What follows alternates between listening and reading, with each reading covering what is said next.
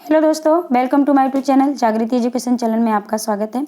आज मैं आप लोगों के सामने फिर से एनसीईआरटी वेस्ट मॉडर्न हिस्ट्री का प्रैक्टिस सेट लेकर आई हूँ, जो आपके आने वाले एग्जाम के लिए अति महत्वपूर्ण है। इसे पढ़िए, नोट डाउन कीजिए, अपने एग्जाम को क्लिक कीजिए।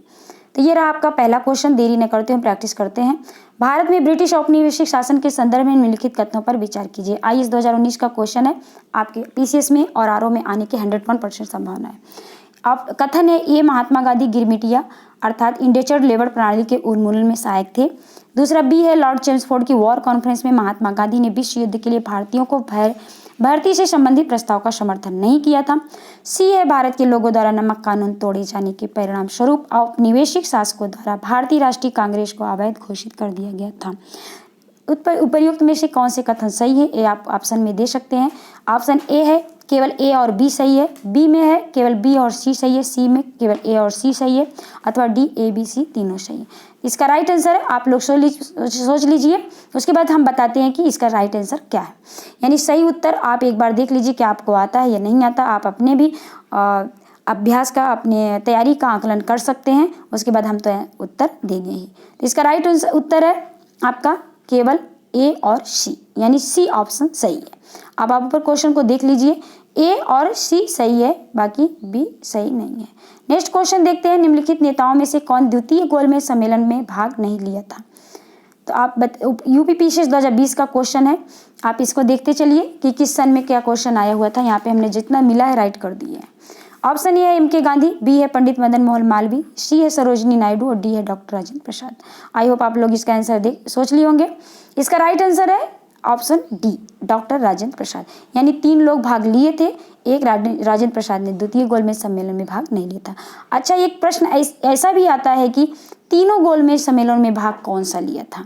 इसमें ऑप्शन में रहते हैं आपके महात्मा गांधी और सरोजिनी नायडू या पंडित मदन मोहन मालवीय और doctor Rajendra Prasad, B R Ambedkar, doctor B R Ambedkar भी रहते हैं। तो तीनों गोलमेज सम्मेलनों में भाग लेने वाले बी आर अम्बेडकर थे। ऐसा ऑप्शन में आया तो आप उसको राइट कर सकते हैं। नेक्स्ट क्वेश्चन देखते हैं, गांधी इरविन समझौते में निम्नलिखित में से क्या सम्मिलित था। ये भी आईएएस 2020 का क्वेश्चन है, ये भी आपके पीसीएस में आ सकता है। तो ये रहा, राउंड टेबल कॉन्फ्रेंस में भाग लेने के लिए कांग्रेस को आमंत्रित करना, असहयोग आंदोलन के संबंध में जारी किए गए अध्यादेशों को वापस लेना। C3 है, पुलिस की जातियों की जांच करने हेतु गांधी जी के सुझाव की स्वीकृति। और 4 है, केवल उन्हीं कैदियों की रिहाई जिन पर हिंसा का अभियोग नहीं था। नीचे दिए गए कूट का प्रयोग कर सही उत्तर चुनिए। ए में है केवल 1, बी में है 1, 2, 4 और सी में है केवल 2 और डी में है केवल 3। इसका राइट आंसर है ऑप्शन बी, 1, 2 और 4। अब देख लीजिए इसमें 1, 2, 4 में क्या हुआ था। एक में राउंड टेबल कॉन्फ्रेंस में भाग लेने के लिए कांग्रेस को आमंत्रित करना, गांधी इरविन समझौते में ये था। और दूसरे में था असहयोग आंदोलन के संबंध में जारी किए गए अध्यादेशों को वापस लेना, ये भी था समझौते में। पुलिस की ये तीसरा नहीं था, 4 था, केवल उन्हीं कैदियों को रिहाई जिन पर हिंसा का अभियोग नहीं था। ये तीनों ऑप्शन उसमें थे, जिसमें से 11 मांगे थी, 11 में से तीनों भी थे। दूसरा क्वेश्चन देखते हैं, प्रश्न नंबर 4, पहले अवसर पर भारत के प्रधानमंत्री की नियुक्ति की थी। पहले अवसर पर किसकी नियुक्ति हुई थी प्रधानमंत्री की। तो ए है गवर्नर जनरल ने, बी है महात्मा गांधी ने और सी है ब्रिटिश सम्राट ने और डी है वायसराय ने। तो इसका राइट आंसर है ऑप्शन ए, गवर्नर जनरल ने। किसने की थी, गवर्नर जनरल ने। प्रधानमंत्री की नियुक्ति, स्वतंत्र भारत के पहले भारत के प्रधानमंत्री की नियुक्ति गवर्नर जनरल ने की थी। नेक्स्ट क्वेश्चन देखते हैं, स्वतंत्र भारत के प्रथम गवर्नर जनरल कौन थे। Most important question, but easy question है, ये आता है, आप भूलो ना, तो इसमें रख दिए हैं। और यूपीपी से 2016 में पूछा भी गया है। तो स्वतंत्र भारत के प्रथम गवर्नर जनरल कौन थे, तो आप बताएंगे। स्वतंत्र भारत के पूछे पहले गवर्नर जनरल कौन थे, तो स्वतंत्र भारत के पहले गवर्नर जनरल थे लॉर्ड माउंटबेटन, यानी ऑप्शन सी। अगर पूछ लिया गया कि स्वतंत्र भारत के पहले भारतीय गवर्नर जनरल कौन थे, तो सी राजगोपालाचारी लगाते हैं। लेकिन इसमें पूछा गया कि पहले गवर्नर जनरल, तो पहले लॉर्ड माउंटबेटन ही थे और उसके बाद श्री राजगोपालाचारी को बनाया गया था। नेक्स्ट क्वेश्चन है, भारत का अंतिम वायसराय कौन था। ये भी क्वेश्चन आता है, क्वेश्चन को घुमाया गया है, आंसर वही है ऑप्शन डी। ऑप्शन डी है लॉर्ड माउंटबेटन। भारत का अंतिम वायसराय कौन था, लॉर्ड माउंटबेटन। 1857 के बाद गवर्नर जनरल को क्या करना था, वायसराय बना दिया गया था। तो अंतिम वायसराय कौन था, यही लॉर्ड माउंटबेटन थे। फिर इन्हीं को गवर्नर जनरल भी बना दिया गया था। स्वतंत्र भारत के गवर्नर जनरल लॉर्ड माउंटबेटन को ही बना दिया गया था। नेक्स्ट क्वेश्चन देखते हैं, भी यूपीपी से 2016 में आया हुआ क्वेश्चन है, भारत के प्रथम एवं अंतिम भारतीय गवर्नर जनरल थे। भारत के प्रथम और अंतिम भारतीय गवर्नर जनरल कौन थे? तो ये क्वेश्चन बहुत अच्छा है, इसमें 2 प्रकार के क्वेश्चन पूछे, तो इसका ऑप्शन बी है, सी राजगोपालाचारी। यानी स्वतंत्र भारत के प्रथम भारतीय गवर्नर जनरल पूछा गया तो भी आप इन्हीं को लगाएंगे। और जैसे कि क्वेश्चन पूछा गया यूपीपीसी 2014 में, एमपीपीसी 2016 में भी पूछा गया है, भारत के प्रथम एवं अंतिम गवर्नर जनरल कौन थे? ये पद ही हटा दिया गया उसके बाद, स्वतंत्र भारत के बाद, तो ये अंतिम और पहले दोनों थे, Shri Rajagopalachari. Most important question है, कंफ्यूज न होना। अगला प्रश्न देखते हैं, स्वतंत्र भारत के प्रथम विधि मंत्री थे, कौन थे?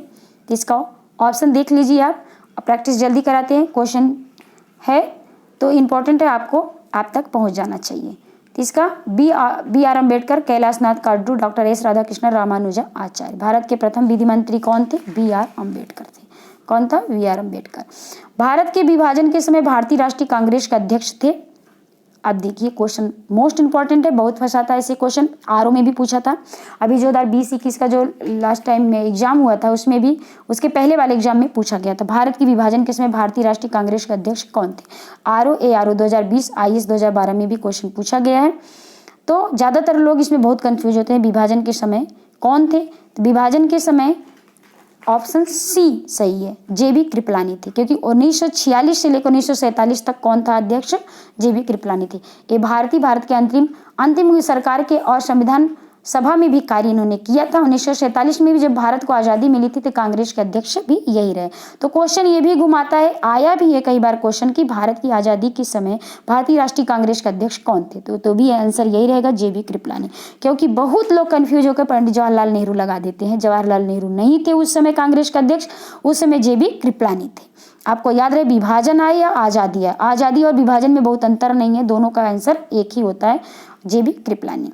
और जेबी कृपलानी को आप विषय में आप इतिहास में जान लीजिए कि इम्पोर्टेंट है आपके। 1947 से लेके 1947 में भारत की आज़ादी के समय भी अध्यक्ष रहे, 1963 से 67 तक उत्तर प्रदेश के मुख्यमंत्री भी रहे हैं। मोस्ट इंपॉर्टेंट बात यह है कि बाद के मुख्यमंत्री भी रहे प्रथम, और इनका पूरा नाम है जीतन राम भगवान दास कृपलानी। जेबी कृपलानी का मतलब है जीतन राम भगवान दास कृपलानी। क्या कहेंगे? जीतन राम, याद कर लो, जीतन राम भगवान दास कृपलानी। और ये सुचेता कृपलानी के पति थे। अब क्वेश्चन आता है कि सुचेता कृपलानी कौन थी? सुचेता कृपलानी, क्योंकि यूपी पीसीएस का एग्जाम है तो यूपी की प्रथम महिला मुख्यमंत्री थी सुचेता कृपलानी, और उन्हीं के पति थे जेबी कृपलानी, जो कि 1946-47 में भारतीय राष्ट्रीय कांग्रेस के अध्यक्ष रहे, और यूपी के 1963 से लेकर 67 तक ये यूपी के मुख्यमंत्री भी रहे हैं।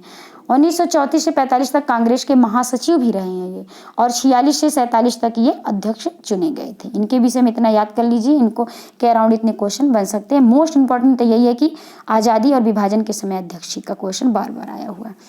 नेक्स्ट क्वेश्चन देखते हैं, अगस्त 1947 में स्वतंत्रता दिवस के समारोह में निम्नलिखित में से कौन नेता कभी भी सम्मिलित नहीं हुआ? यानी 1947 में जब देश आज़ाद हुआ उसमें कोई भी समारोह है तो उसमें कौन सा नेता सम्मिलित नहीं हुआ? तो इसका ऑप्शन है सी।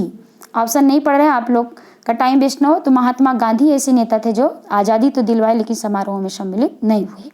नेक्स्ट क्वेश्चन देखते हैं, भारतीय राष्ट्रीय कांग्रेस को 1946 में मेरठ में आयोजित अधिवेशन की अध्यक्षता किसने की थी? अब देखो ये भी इंपॉर्टेंट है, बहुत बार क्वेश्चन आता है ये, मेरठ में 1946 में मेरठ में जो हुआ था अध्यक्षता, तो इसमें ऑप्शन ये क्वेश्चन आया हुआ है, देख लीजिए, एलडीए में भी आया हुआ है। मौलाना अब्दुल कलाम आज़ाद, बी पट्टाम सीता मिरैया, जेबी कृपलानी और डॉक्टर राजेंद्र प्रसाद। इसमें बी पट्टाभ सीतार मैया थी। 1946 में मेरठ में आयोजित अधिवेशन की अध्यक्षता किसने की थी? तो इसमें भी जेबी कृपलानी ही आएंगे। कौन आएगा? जेबी कृपलानी।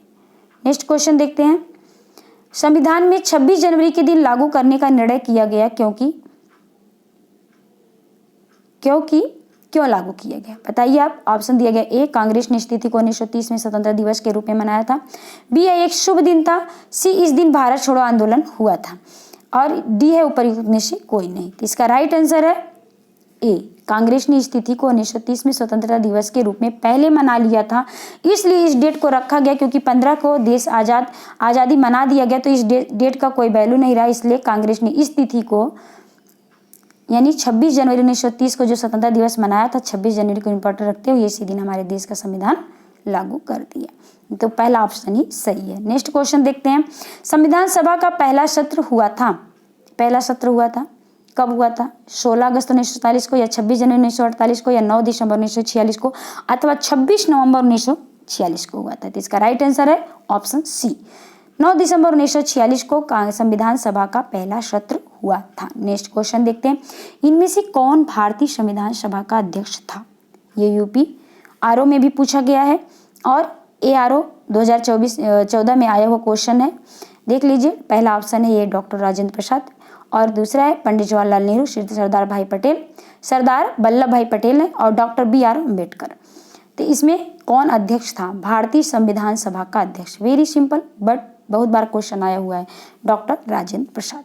तो अगर ऐसा पूछा जाए कि इनमें कौन से भारतीय संविधान सभा का अध्यक्ष था, तो आप डॉक्टर राजेंद्र प्रसाद लगाओगे। अस्थायी अध्यक्ष पूछा गया परमानेंट, तो भी आप यही रहा डॉक्टर राजेंद्र प्रसाद लगाओगे। अगर पूछा गया आपसे अस्थायी अध्यक्ष, तो आप लगाएंगे राधाकृष्णन, नहीं तो आप यही लगाएंगे। तो ये क्वेश्चन बहुत कंफ्यूजिंग रहता है कि किसको लगाएं, क्योंकि डॉक्टर राजेंद्र प्रसाद ही थे, 3 दिन के लिए अस्थायी रूप से थे। इसके अलावा आपको जहाँ भी क्वेश्चन आता है डॉक्टर राजेंद्र प्रसाद ही लगाएंगे। सुपर टेट में भी पिछली बार पूछा गया, जो 2018-19 में हुआ था पेपर, उसमें भी आया था।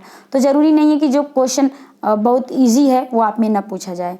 30% 40% क्वेश्चन ईजी ही पूछे जाते हैं, चाहे वो IAS हो चाहे PCS हो। तो ऐसे भी क्वेश्चन आते हैं, ये भी आपके नंबर ना कटाएं, हमारा यही प्रयास है। तो अगला प्रश्न देखते हैं, भारतीय उपनिवेश के लिए प्रभुसत्ता संपन्न संविधान सभा के प्रथम अध्यक्ष थे। ये भी क्वेश्चन वही है, उसी से रिलेटेड है। क्वेश्चन को घुमाया गया कि भारतीय उपनिवेश के लिए प्रभुसत्ता संपन्न संविधान सभा के अध्यक्ष कौन थे? जब प्रभुसत्ता यानी सत्ता आ गई, अपने पास आज़ादी आ गई, तो उस समय कौन थे अध्यक्ष? तो भी डॉक्टर राजेंद्र प्रसाद ही आएगा। क्या आएगा? डॉक्टर राजेंद्र प्रसाद। तो संविधान सभा के प्रथम अध्यक्ष थे, प्रथम अध्यक्ष इनको ही माना जाता है, डॉक्टर राजेंद्र प्रसाद को। सच्चिदानंद सिन्हा नहीं थे, उस समय डॉक्टर राजेंद्र प्रसाद ही थे प्रथम अध्यक्ष। ये बहुत कंफ्यूजिंग क्वेश्चन है कि किसको बने, लेकिन राजेंद्र प्रसाद को ही आयोग ने माना, तो यही हम सही मानेंगे, क्योंकि अस्थायी जब आए तब हम देंगे दूसरा जवाब। नेक्स्ट क्वेश्चन देखते हैं, 15 क्वेश्चन 2 बार आ जाए। सच्चिदानंद सिन्हा किसके साथ जुड़े थे? तो सच्चिदानंद सिन्हा किसके साथ जुड़े थे? भारत छोड़ो आंदोलन के साथ जुड़े थे। किसके साथ जुड़े थे?